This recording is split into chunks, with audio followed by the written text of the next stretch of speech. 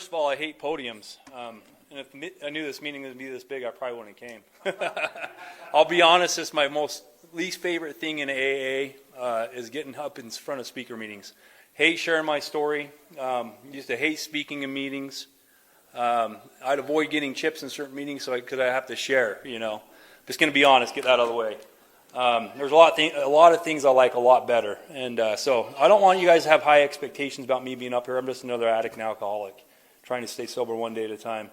And Michael, thank you for the introduction. Ricky, I tried to pick the longest reading so I could cut my time shorter, you know, up here. And there's another reason I hadn't picked that reading. But Mike, he was the head of my research committee for a long time. And if you guys don't know what that is, the longer you stick around, you get to meet people.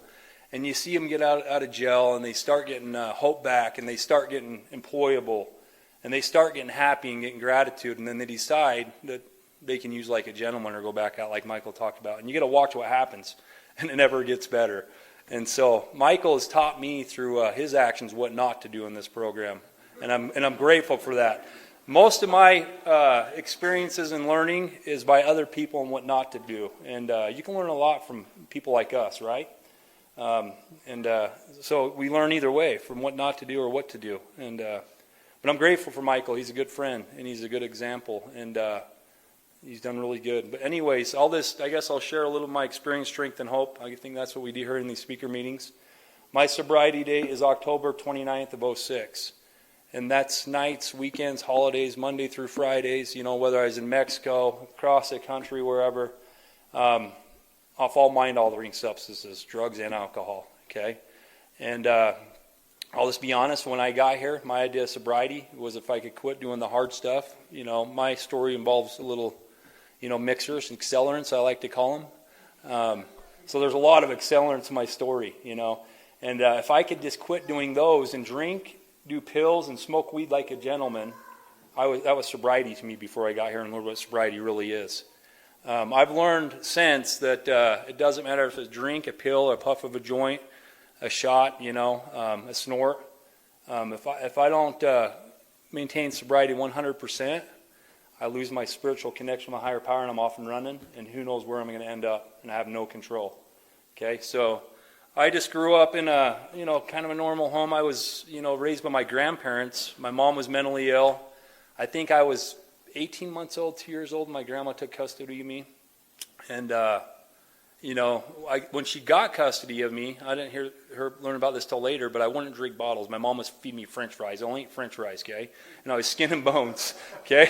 My grandma said, you're lucky you lived through your mom's raising of you. And she did the best she could, you know. She just had some issues, right? And she was in and out of Wasatch State Mental, you know, for the first 14 years of my life, suicide attempts and stuff like that. And my mom became my best friend in life, and I'll get to that. But thank God for my grandparents, right? You know, I was my mom's only kid, and Grandma and Grandpa took me in. And from a very young age, you know, I knew they were Grandpa and Grandma, and they weren't Mom and Dad. So I thought, you know, I can do what I want when I want to do it, and that was my attitude I ran with. I started drinking and using at a young age. My memory's not very good either, guys, so I'll be sporadic in my story. I thought it'd get better when I got sober, but it hasn't got any better. But I just go off my criminal charges, you know. So, you know, first time I got caught with a large amount of weed, I was 13 years old. I got, you know, 6 alcohol tickets, my first DUI at 15. You know, you know, I used to steal my dad's liquor when I was really young. And me and my cousin, we used to, you know, just get it wherever we could. Yeah, I was always a good kid, I thought. My grandma always told me how good of a kid I was, but I like to... I found connection through my friends, and the friends that I found connection through, a lot of them used and drank and experimented and done things, you know, and that's a crowd I associated with. I grew up in this little house in Elk Ridge. There's 2 houses on our property, and they're the oldest houses up there. And in the one house, it was a 2-bedroom, 1-bath. It was my grandma, grandpa, and me, my cousin Shelty, because she was raising my aunt's kid too, and Kyler, and then another house where my Aunt Tracy lived. And that was like...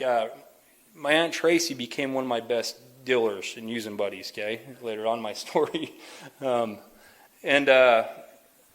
know, I was a wrestler in school. I liked to wrestle. I did graduate high school. thanks to a lot of youth programs, I got in a lot of trouble when I was younger, in and out of detention centers. Got a lot of credits through there. I started using meth when I was probably 14 years old, I'd say, 14, 15, somewhere in there.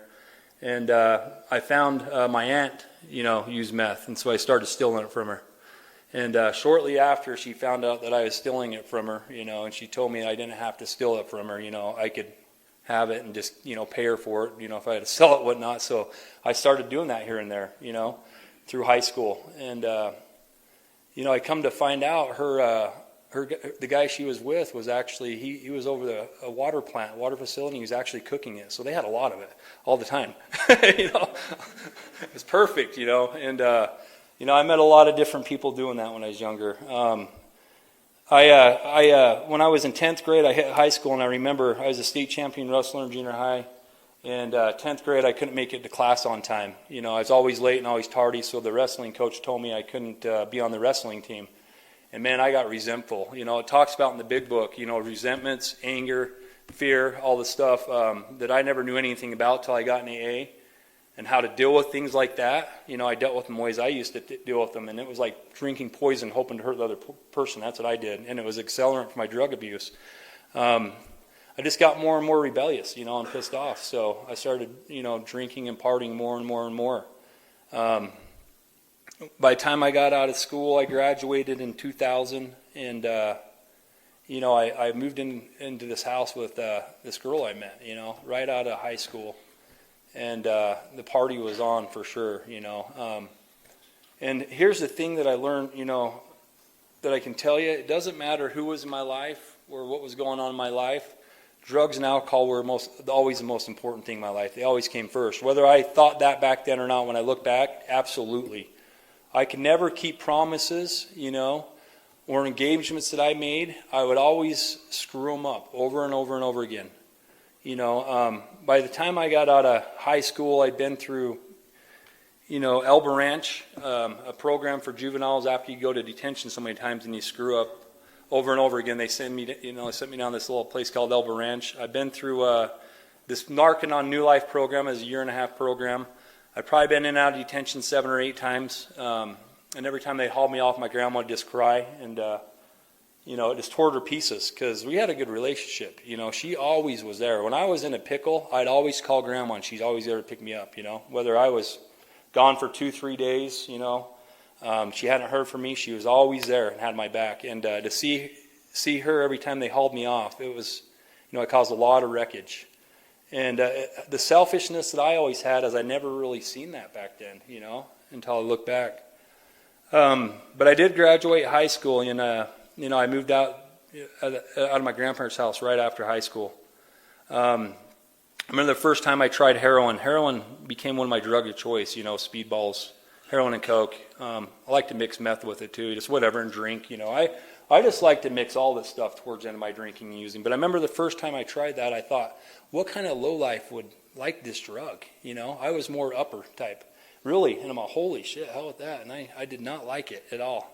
I did not like the downer feeling and stuff like that. And I'll tell you what, the more wreckage that I caused, the more relationships that I burned in my life, the more pain I caused, and the more hopeless I got, that drug became more and more enticing to me because of how I felt inside. I used to have this confidence in myself all through school, no matter if I was getting in trouble or not. I always had this high self-confidence. By the time I got to AA, that was absolutely crushed, I didn't want to live anymore before I got here, eventually. Drugs and alcohol took all that out of me. So that girl that I moved out with, that I loved, I couldn't be faithful to her because of drugs and alcohol, The job I got, I remember I would clock in. I worked for this place, Geneva Pipe. You guys probably know Geneva Pipe. I was a welder over there, so it was a perfect job because, I'd get all high and spun out, and I could weld so fast, and get all this stuff done real quick. And then I could hop the fence and go sling some stuff real quick and make some extra money, and get high some friends. And then I'd hop the fence again and come clock out. It's perfect, It went on and on forever, and they never caught me. And that's how I was, I was always looking to see what I could get out of situations, not what I could do for somebody.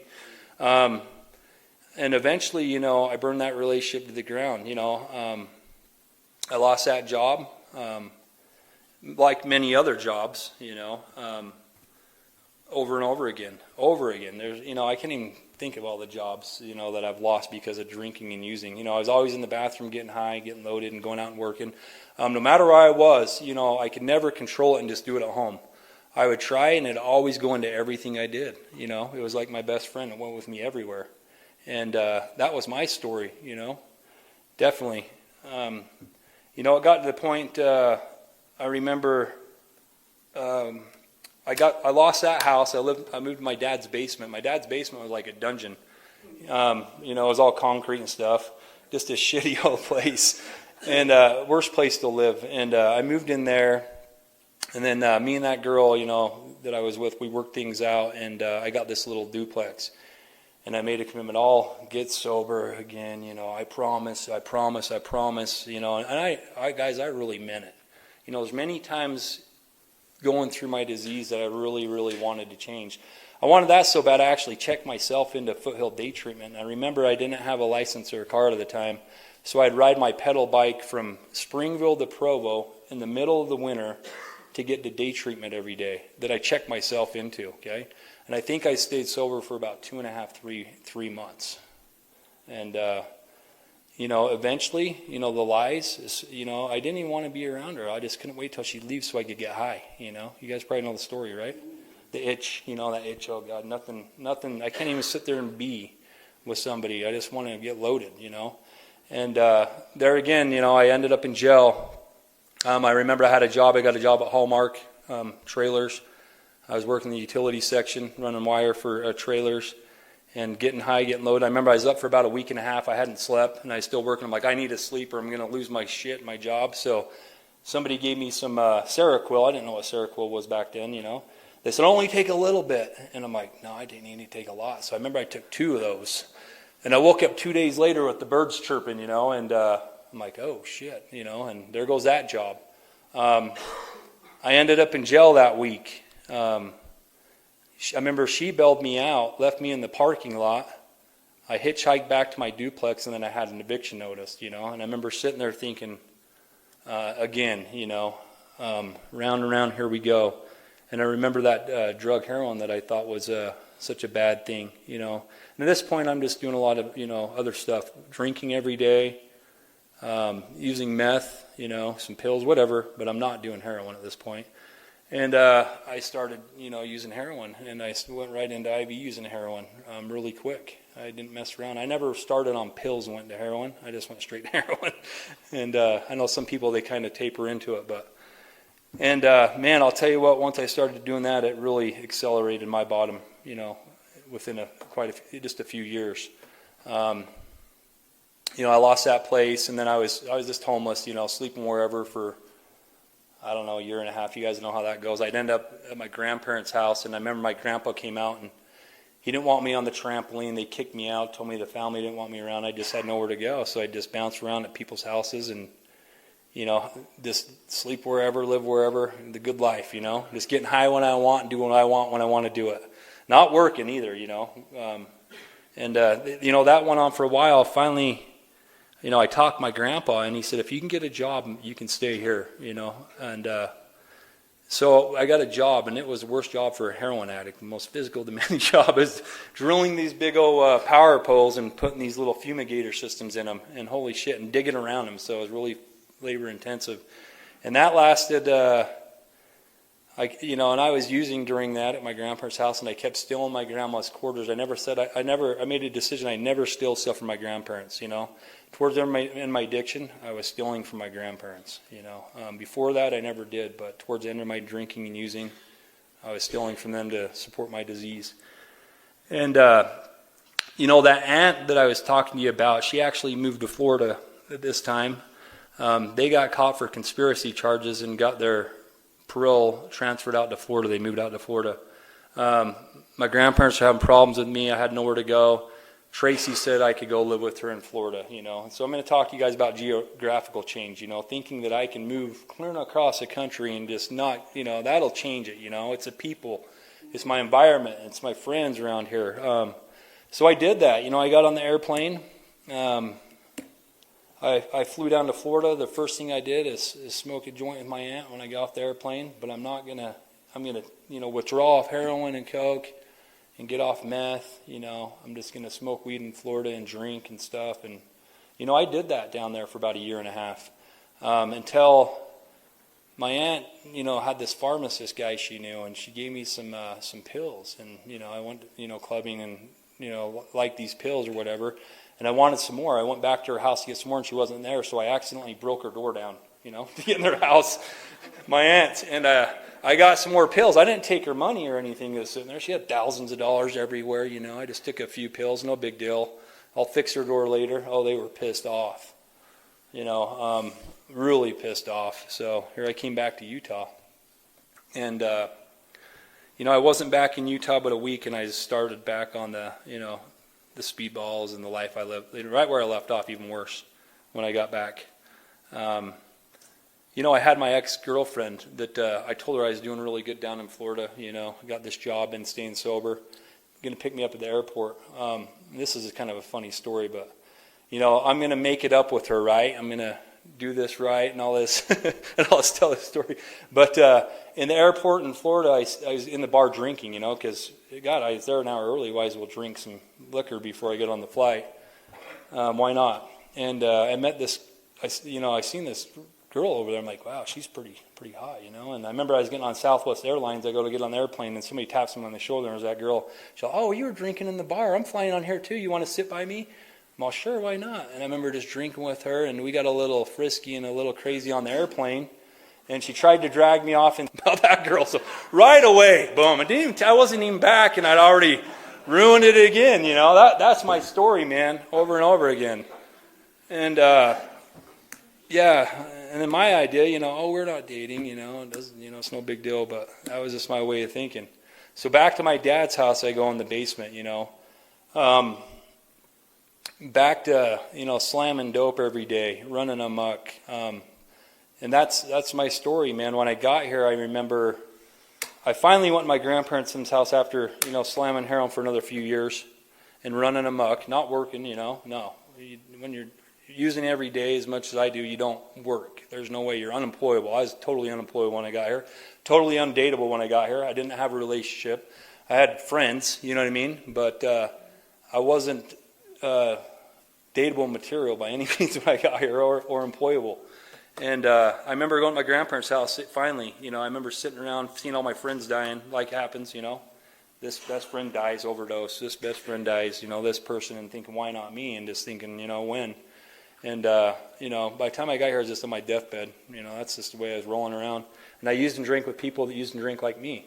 And I had people that I used and drank with that I sell into that told me I needed help. And that's pretty bad when you got people, you're like, nah, And thank God for some of those people, because they got me thinking, some of those people I ran around with. They really got me thinking. And I remember going to my grandparents' house, said I need help. And my grandpa said, no shit, you need help for a long time. The 18 years I spent feeding you, Brad, was a waste of my money. And I think he meant it, And he said, we don't want you around the family. I'd burn bridge after bridge after bridge, over and over again. He said, we do not want you here. The family doesn't want you around. I said, no, I just need help.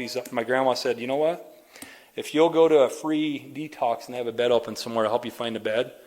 And I didn't come from a family with money insurance. I didn't get into some fancy rehab when I got here. I didn't get into some medical detox when I got here. She called Foothill in Spanish Fork, and they had a bed open. She called me the next day and said, a bed open. I said, well, can we go tomorrow? It was always tomorrow. And she's all, no, you go now or never. So, I met up with them, and they dropped me off, and I walk in here checking myself in, guys. This is crazy, KB, because I always got forced to do things. I remember walking into that detox den at Foothill, and I swear I emptied all my pockets. The first thing that pulls out this spoon, in my back pocket. I'm like, oh, man, I'm going to jail now. No, don't worry about it. You're all right. Got anything else? Well, I didn't even think I had that, Nice people there for sure, and thank God for that. I remember looking in Foothill and thinking how healthy everybody in Foothill looked. My sponsor told me, dude, if you thought people in Foothill looked healthy, you're pretty sick. And I just went to Foothill and shared my story a few weeks ago, and I'm like, yeah, it's pretty fucking sick, because people there don't look very healthy, We're not the healthiest individuals when you get into treatment, but that's just what I thought. I remember thinking that. And, they weighed me, looked at my arms. I remember I had this abscess. I used to have to soak my arms in a hot tub, steamy hot tub, just so I could bend them, because my veins were gone. And all these abscesses all over you get from shooting up everywhere, in your neck, wherever. And I walk in with this big old abscess on my arm, oozing pus, and they weigh me, and I'm 135 pounds, just how we do it. And they put me in that little detox cell in the back by the nurse's desk so they can keep an eye on you with the puke drain on the floor. And, man, I was sick, man. You know how it goes. I didn't sleep for 7 days, detoxing in there. And I'll tell you what, I don't know how I made it through detox. I'll tell you some reasons why here real quick. I remember I was in there 6 days, and I needed a cigarette so bad, and I couldn't handle it anymore. And I heard the people in there were going to an AA meeting in the treatment center, and so I asked if I could go, and the client said, no, detoxers can't go to AA meetings. It's only for residents, And I said, well, I'll sneak on the van. Well, if you get caught, you're going to get kicked out. I said, so what, So if I get caught, I get kicked out. So I snuck on the van. It was an 8 o'clock meeting. And the weird thing about the meeting, guys, is it was, there's an old man driving the Foothill bus. I can't remember his name. He's like 80 years old, a really old guy. And I snuck on there. He didn't catch me. And we pulled up to this meeting. It was old Beehive Credit Union where the old palace was, down in Provo. And it was 2 blocks away from my mom's house. Well, I was living in my mom's apartment when I got out. She lived in Pebble Crack. It's called the Boulders now. We used to call it Pebble Crack down in Provo. And she had a little one bedroom, 1 bath apartment. I was going to be living with her when I got out. It's the only place I could find to go. And my mom, thank goodness for her, right? Good old mom. So, I go down there and I remember getting a cigarette, smoked a cigarette. And I remember the only thing I really heard in there was about higher power and prayer. Really weird. That's all I can remember. I remember going back to my detox cell and I said the first prayer I remember ever saying. And I honestly said, God, I can't do this. If you're there, I need somebody or something to help me. And, at that point I was surrendered for sure. And I fell asleep that night. Really weird. I actually slept like 4 hours that night. And, but one thing that did for me is I had no idea what I was going to do outside of detox, where I was going to go. At that point, I knew I could go to those meetings, These people smoke cigarettes. They seem pretty cool, just like me. And I had a plan at least when I got out. 11 days after detox, my grandma comes to pick me up. They're going to kick me out. That's as long as they let you stay. I tried to get into the residential part. I couldn't get into the residential part. And the nurse told me, this is for people that are, I can't remember what she said, but I look back and all the people in residential, I'm the only person still sober, and I was in the detox, but they would not let me in, tried to get in, and it's for a reason, everything works out the way it's supposed to. So my grandma picks me up and she tells me, well, your mom, and so my mom, guys, she's done really pretty good at this point. She's been out of the mental hospital for about 10 years or something. She's got her own little place, and my mom, if you knew my mom, she's just my mom. Well, she said she's met somebody on a chat line from Oregon. I guess he just drove the bus down here and he's going to be staying with you guys. I'm like, what? We have a 1-bedroom apartment, 1 bathroom. Some dude, my mom met on a chat line, he's going to be staying with us. And so my thinking is as soon as my grandma drops me off at my mom's house out of detox, guess what? I'm out of there. I'm off and running again. I'm not going to stay. So I remember getting there and met this guy. His name was Danny. He tells me, hey, I'm Danny. You want a pancake? I'm going to make some pancakes tomorrow. Huh, that's pretty nice. Yeah, sure, I'll have a pancake. But there was a different energy about this guy. And, I ended up staying at my mom's house that night. Now, a really weird thing about the first night with this guy there, I got talked to him. I'm like, why are you here? You're not my mom's type, I'm thinking, at all. He's actually a decent-looking feller, his head's straight, he's not mentally ill. If you know my mom, you know her types for sure. Nothing against my mother. I love her more than anything. And he told me he doesn't know why God wants him here. That's what he told me. I'm like, oh, that's weird. Whatever. He's all, do you mind if we say a prayer? I'm a Christian guy. I don't care. So he said this prayer with us. Now, this guy ends up staying, and I'm like, hey, dude. The next day, I'm like, there's these meetings. My mom's told you about me. I just got a detox over here, but I don't want to go by myself. Do you think you go with me? So this guy started going to AA meetings with me down there, okay? Walking hand by hand. We started going to these meetings together. This guy had a scar on his head from here all the way back, from a bad accident he got in when he was younger, and he used to, drink and stuff. So he started going to meetings, and then he said, well, I need to get a job here. There's this place named Labor Ready. You work that day, you get paid that day. You only got to wait for 2 weeks for a paycheck, or a week. They pay you that day when you're done. I said, dude, I can't work yet. I'm still, no way. I feel like shit, no energy still. So he started going to work at Labor Ready during the day. We go meetings when you get back, and I was drinking when he's gone. I used again, when he was gone. So out of detox, 11 days, finally getting through withdrawals. Guess what? Here I am. I'm starting to drink again, shooting up again when he's gone, and, headed right back in the same direction. Because I'll tell you what, it doesn't matter. Left my own devices, guys, I'm going to use and drink. The reason, like Ricky, the reason I had him read that story, because if I didn't have a God in my life, or a higher power that I found through the process of these steps in this program, I would not be sober today. And I had him read that too, because this is one of my spiritual experiences, the first one I ever had in sobriety, is with this guy I'm talking to you about right now.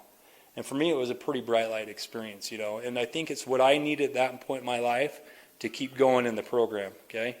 So, this guy, I don't go to church today. I'm not religious, never grew up religious. He took me to this freaking church, and I was trying to be open-minded going to this church with him down in Center Street in Provo. And, he took me in the back room with the pastor one day. It was like the 29th of October of 2006. I said this prayer out loud with the pastor back there and him. And the reason I say that today is because I'm like, when did my sobriety start? Well, if you look at the 29th of October 2006, it was the day in that church when I said that prayer with that guy. Really weird. So anyways, I start working with this guy. I start getting some sobriety put together finally. I drank for 2 weeks and used another time when I got a detox. And I started going to Labor Ready and actually learning how to work and be employable again. I started going to meetings all the time with him. He stayed for 2.5, 3 months. I had about 3 months sober. And he said, well, I think, before that he says, I know why God wants me to be here, Brad. It's not to help your mom or anything. It's to help you. And I will stay here as long as that takes, till you feel like you're ready and I'll leave, I'm like, all right, whatever, So 3 months, he said, it's time to go back to Oregon. I remember seeing his Greyhound bus take off, and he's leaving. I walked up there with him. And I remember walking back to my mom's apartment, and I remember all of a sudden I had this vision of me in that cell asking God for somebody or something to help me, that I can't do this alone. And I've had this overwhelming feeling like, well, there you go. I sent you somebody or something to help you. And I got these cold chills all over, and I was lifted up, and I never felt that way ever sober in my life. Me, if you took drugs and alcohol away from me, I was actually absolutely crawling in my own skin, full of fear, sitting in a room full of people totally alone without drugs and alcohol. Sober, I was restless, irritable, and discontent. And, I floated back to my mom's house, honestly. And then I remember when he's leaving, he said, that guy Ray that you like, you should ask him to sponsor you when I leave. And I made a commitment that I'd ask that guy to sponsor me. So my first sponsor, his name was Ray I. I got back, and I didn't ask Ray to sponsor me. I was going through this stuff. And so I go back to my mom's apartment after his Greyhound bus leaves. And the first page of the big book I ever read was, I opened it up, and it was Spiritual Experience. That day he left, and I read that Ricky read up here. And I was like, wow, that's really interesting, man. And I was, getting lifted out for sure. So I asked Ray, after meeting him all, and I was really nervous to talk to men, when I first got here, especially about feelings, because I didn't talk to men about feelings before I got sober. It's just not what I did. I remember walking up to Ray after meeting, and I said, hey, man, my name's Brad. Yeah, I've seen you. Where's that guy that used to be with you? He left. And I said, I need to talk to somebody about kind of what's going on with me, And so we went out to lunch at a Mexican restaurant, and I kind of told him who I was, where I'd been, the things that were going on with me and the experience I was going through, with all this. And, he finally told me he's going to be my sponsor. He always said, I sponsored 24 guys. Ray sponsored everybody in the valley back then, man. I don't have room to sponsor me. Oh, I'm not asking you to sponsor me, Ray, nothing. So he'd take me around and show me how to do service, get me involved in events, man. We would go down and do 12-step calls all the time. And then he dropped me off at my mom's apartment. Eventually he said, Brad, you shouldn't be staying here, This isn't a good place for you to live when you're new sober. What am I supposed to do? Eventually we started working the 4-step. Well, first I'm going to go back to the third step. I worked the third step with Ray and another person. We do a third step prayer, and then I asked him, I said, Ray, well, what's God's will for me? And I remember him telling me, Brad, I don't know what it is for you, but I'll tell you what it isn't. It isn't to be a druggie and alcoholic and to lie, cheat, and steal and be dishonest, It's probably the opposite of that. And then we worked the fourth step, and then he asked me to move in his house, that I can move in his house with him. And I'm all, that's weird after working a fourth step with this guy that has, I didn't know from Adam, man. I just met, and he asked me to move into his house. And I didn't at first. I thought it was really weird, but then I took him up on that. And I lived with my first sponsor for the first 5 years of my sobriety in his basement. And that was the best thing I ever did. Some people ask me if I went to sober living or anything, and well, pretty much for 5 years, because Ray's house was like sober living. We always had someone on the couch, someone like Michael, crazy coming over, always doing 12-step calls, man. Someone overdose and whatever. And I seen how Ray practiced love and service to whoever it was, no matter what. And he practiced a humility that, man, I really looked up to. He was not better or worse than anybody. It didn't matter if someone had 1 day or 20 years, He was never better or worse than anybody. And I learned how to treat others, by watching him. I learned how to, work the program. We went through the steps. I remember getting to, before I got a job, I told him I don't have a job, man. I owe a lot of money. My family doesn't want me around. He's all, well, you can't do anything about that right now. Let's plan your next meeting, what meeting you can get to. Let's see what step you're on, Let's make sure you're waking up in the morning and you're saying a prayer to God, to your higher power, asking to help you stay sober through that day. Make sure you're thanking Him at night, you know what I mean? Reading 2 pages of the big book every day.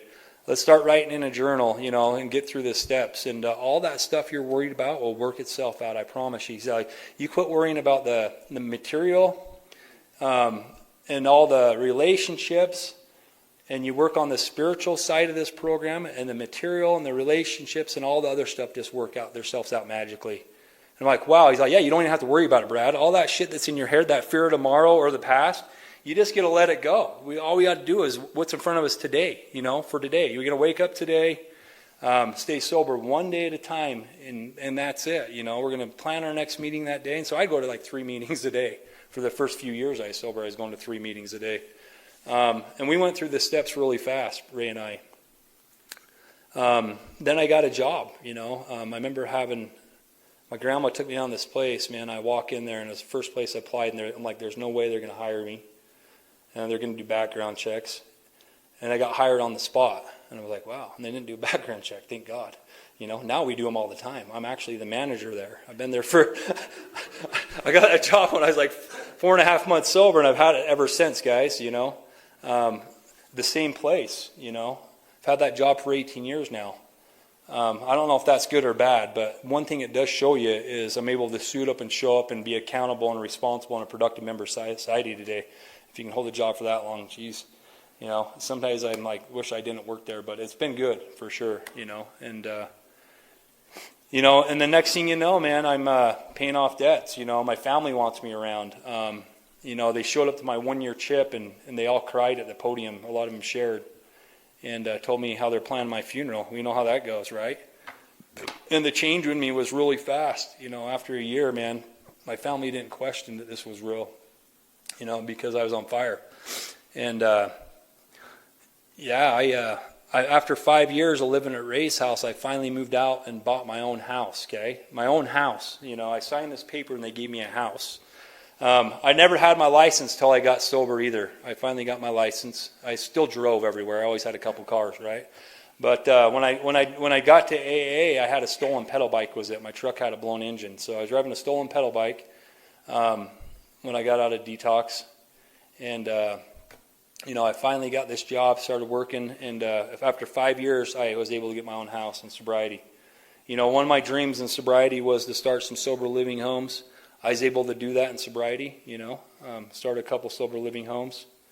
And then I've actually owned like 5 or 6 homes since, So the material side started working itself out, see, my negative credit score became positive, because I started to make these amends, My family wanted me around because I started doing a living amends, not just saying sorry.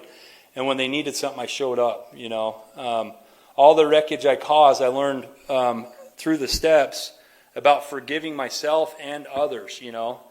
That terrible thing, resentment that we can all get into, I learned how to forgive people that I was resentful towards, and forgive myself and view people as sick people.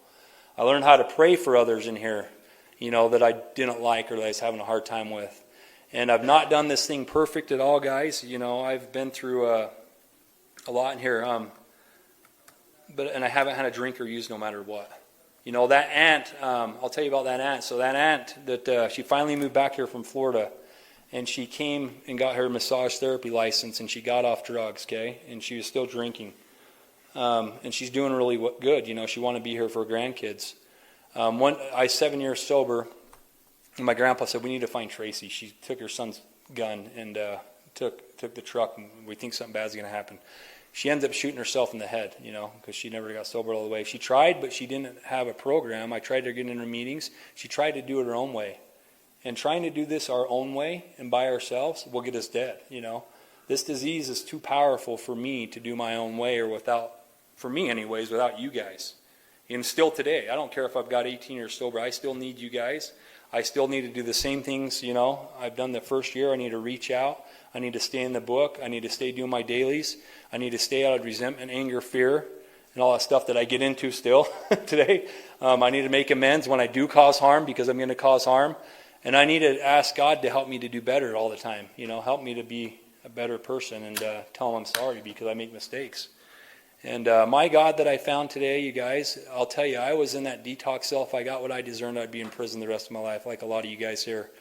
And my God's all loving, all forgiving. He found me in a little detox cell, not deserving of anything, man. Causing wreckage galore, hurting everybody around me, putting drugs and alcohol before any relationship, and chose to help me out. You know, and I'm nothing special at all. And does the same thing today, you know. I just got a 2-year-old. She's back there running around, you know. I never thought I'd have a family, like a kid in sobriety. Growing up an only child in the way I did, it was, you know, out of reach. At 40 years old, I had my first kid in here, and she just turned 2. I'm 42 years old now. Man, and she's a gem. I'm lucky, you know, how grateful. I look at her, and I'm just like, wow, you know, thank God. You know, if I would have wrote a list of what I thought AA and sobriety would have brought me, I would have sold myself short. Tracy died, my grandma. She got cancer when I had about 9 years. Nice thing about that is I had 9 years sober when my grandma got cancer. You know, I'm one of my best friends, and I was able to show up for her. I spent the last 3.5 months she had cancer up at the house, you know, helping her out with what she needed, and she told me how proud of me she was. I was the only grandkid that got up and shared at her funeral. And I'll tell you what, that's a pretty cool gig, man, that I got to be sober, because who knows if I would have even made it if I was using and drinking, you know. My mom, you know, was my best friend. Me and her became best friends. Thank God for my mother. My mom, me and her talk 3 to 10 times a day, every day on the phone, okay, constantly. 2 years ago, she was going through another rough bout. She went to the mental hospital, you know, after doing good for a really long time. She got back out. She was at my house, and I was letting her stay there for a couple weeks till we could, you know, get her back okay, and, you know, she's getting better, get her balanced out.